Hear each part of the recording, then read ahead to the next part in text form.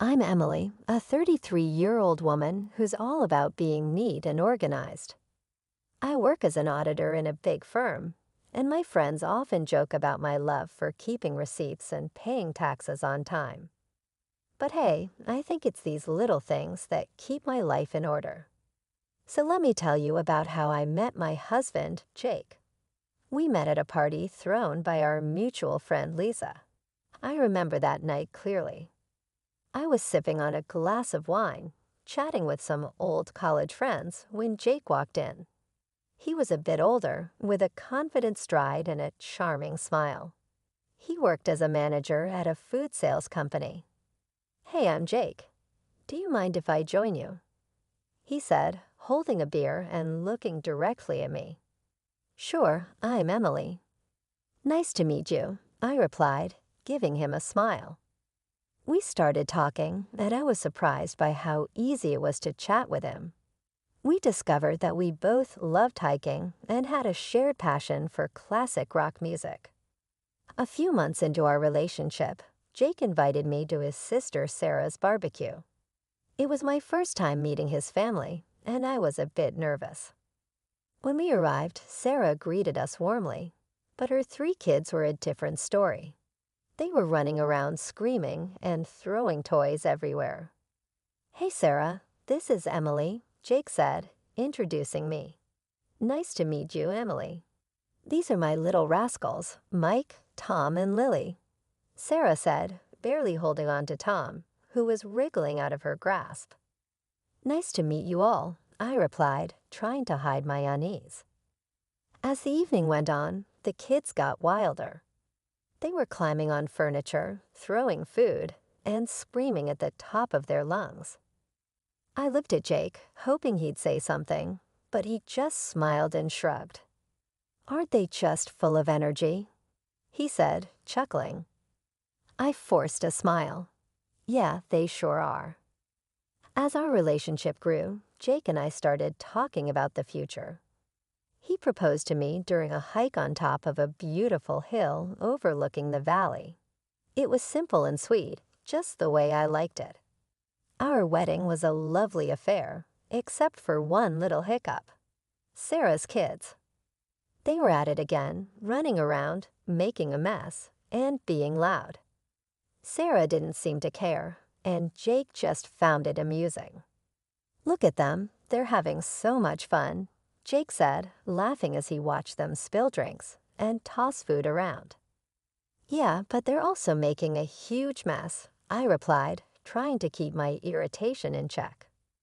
"Oh, come on, Em. They're just kids. Let them enjoy," he said, shrugging it off. I didn't want to ruin our special day by arguing, so I let it go, hoping things would get better once we settled into our new life together. So after we got married, Jake and I decided to take the plunge and buy a house together. We had been living in a rented apartment, but we wanted a place to call our own. I can handle the furniture, appliances, and some art pieces. "What about you?" I asked. "Well, I was thinking I could buy you a new car. I know your old one is giving you trouble," Jake suggested. I was surprised and happy. "Really? That would be amazing. My car is practically falling apart." "Yeah, I've seen it struggle. It's time you had something reliable," he said with a smile. We started house hunting right away. After a few weeks of looking, we found a beautiful house that we both loved. It was a bit pricey, but we decided it was worth it. Moving in was a hectic process, but I was excited about decorating our new home. One Saturday, Jake surprised me with a new car. It was a sleek, shiny sedan, and I was thrilled. "Jake, this is incredible. Thank you so much," I exclaimed, hugging him tightly. "You're welcome, Emily." "You deserve it," he said, looking proud of himself. As we settled into our new home, things seemed to be going well.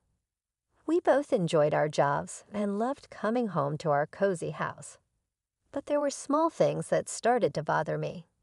Jake's laid-back attitude, which I once found charming, was beginning to get on my nerves. especially when it came to household chores. "Jake, can you help me with the dishes tonight?" I asked one evening after dinner. Em, I had a long day at work. Can't we just leave them for tomorrow?" He replied, looking at me with pleading eyes. "Jake, we can't keep putting things off." "I'm tired too, but we need to keep this place clean," I insisted. "Fine, I'll do it," he said, sighing heavily as he got up from the couch. So a few months into our marriage, I started worrying because I couldn't get pregnant. It was really stressing me out. I went to the doctor, and he told me to be patient, that it would happen when the time was right. Still, it was hard not to worry about it. Meanwhile, Jake's sister, Sarah, with her 3 kids, was visiting a lot. Sarah lives in a neighboring state, but you'd think she lived next door with how often she was around. Every time she came over, she'd unload all her problems with her husband on me. It was nonstop. During dinner, while we were trying to relax, she'd be at it, talking about her issues. "Emily, you won't believe what John did this time," Sarah would start, rolling her eyes. "Sarah, can we talk about something else for once?" I'd ask, trying to steer the conversation away from her marital drama. "Oh, come on, Emily. I need to vent." "You're the only one who understands," she'd reply, not getting the hint at all. And her kids, they were a nightmare.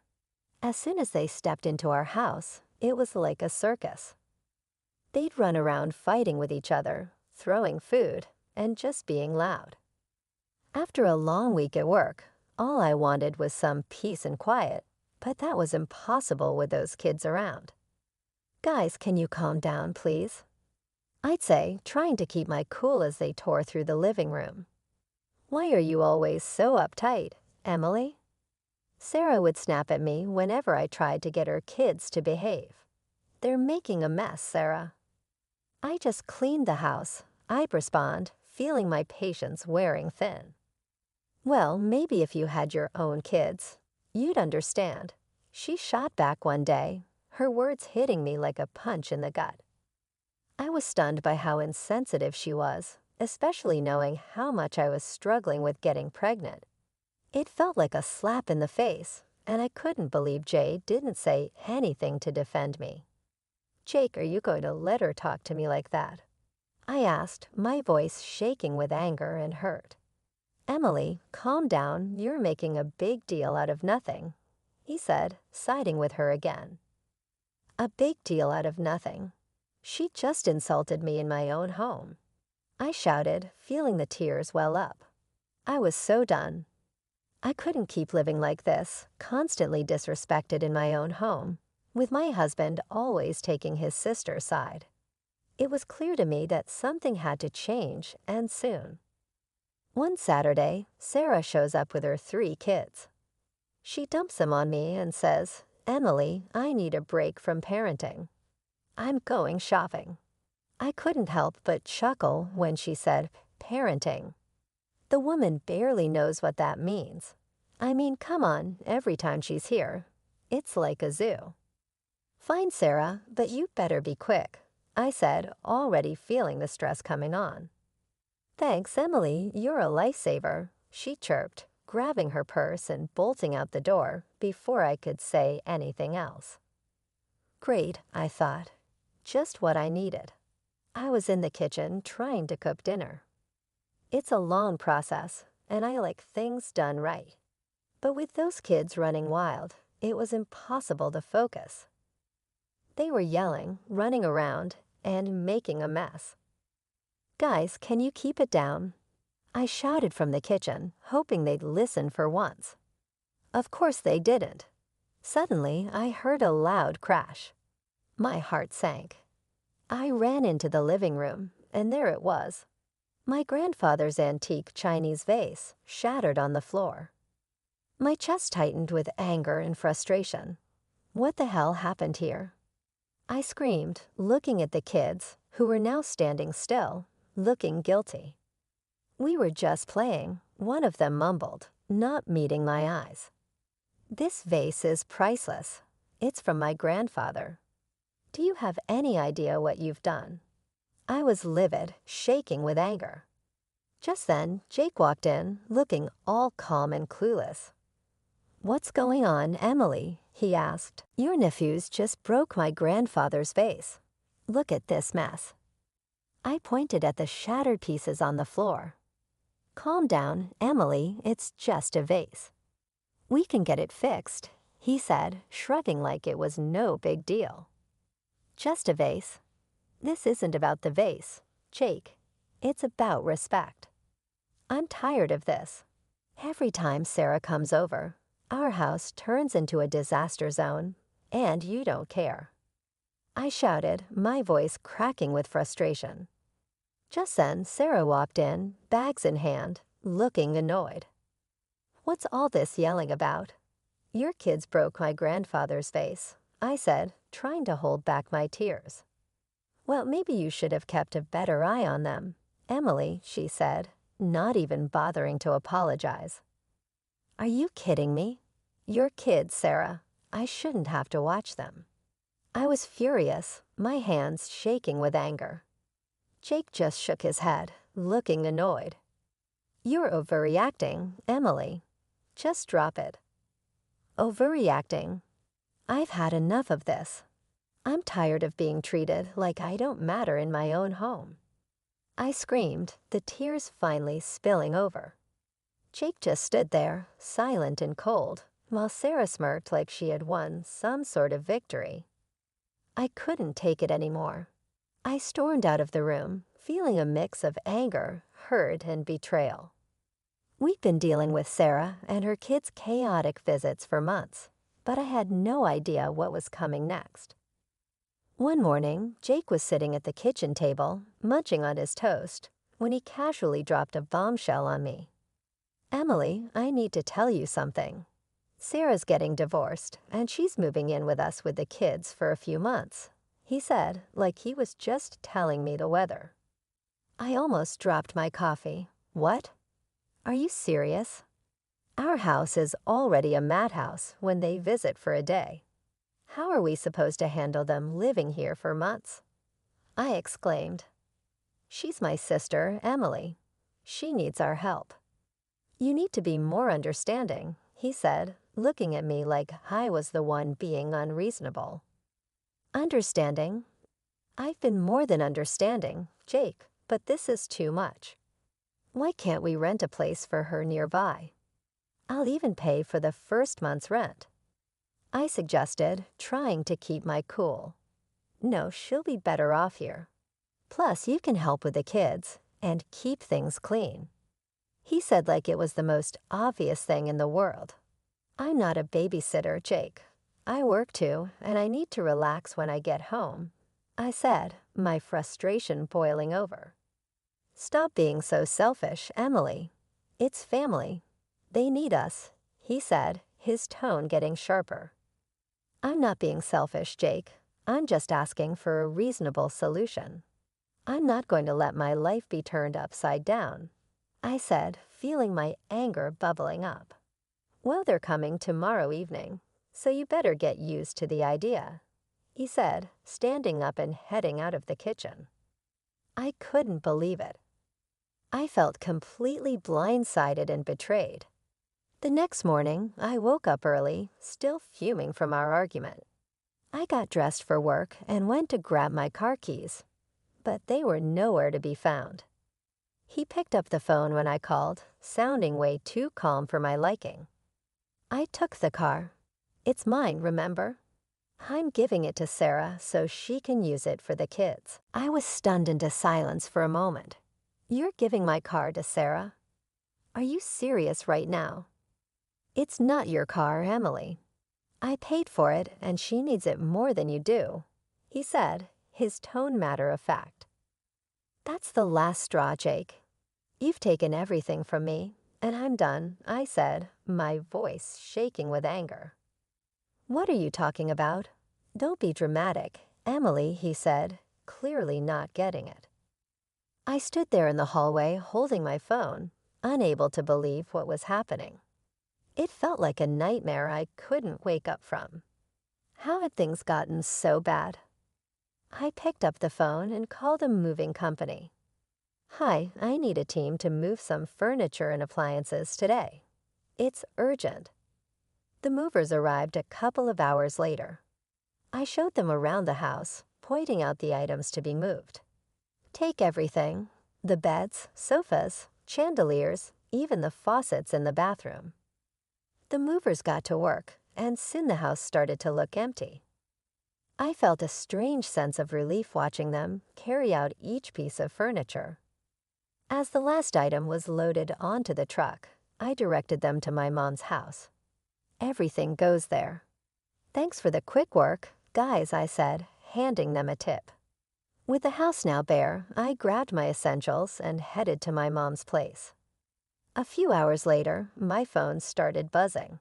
It was Jake, calling repeatedly. I ignored the calls, feeling a mixture of anxiety and empowerment. That evening, there was a loud knock on my mom's door. I opened it to find Jake standing there, looking furious. "What the hell, Emily? What did you do?" he shouted as he stormed into the living room. "I took my stuff, Jake. You took the car, so I took what I bought," I said, keeping my voice calm. "This is insane. You stripped the house bare. Where are Sarah and the kids supposed to sleep?" he yelled, his face red with anger. "That's your problem, Jake. You made this mess. Now you deal with it," I replied, crossing my arms. "You're a thief, Emily. You stole everything," he shouted, waving his arms around. "I didn't steal anything. Here are the receipts," I said, pulling out a folder and showing him the proof of purchase for all the furniture and appliances. He looked through the receipts, his anger shifting to frustration. "Fine, Emily. If this is how you want to play it, I'll file for divorce." I took a deep breath and handed him a stack of papers. "Already done. Here are the divorce papers. Sign them, and we're done." He stared at the papers, his face pale. "You're really serious about this, aren't you?" "Dead serious, Jake. I deserve better than this," I said, feeling a strange sense of calm wash over me. He took a pen from his pocket, signed the papers without another word, and handed them back to me. "Fine, Emily. Have it your way." I watched as he turned and walked out of my mom's house, the door slamming behind him. I stood there for a moment, feeling a mixture of relief and sadness. It was over, and I knew it was the right decision. That night, I sat down with my mom and talked about everything that had happened. She was supportive and agreed that I had made the right choice. "Emily, you've been through a lot. It's time you focused on yourself and your happiness," she said, giving me a comforting hug. "Thanks, Mom. I just need some time to figure things out," I replied, feeling a weight lifted off my shoulders. Over the next few days, I started to settle into a new routine. I began organizing my new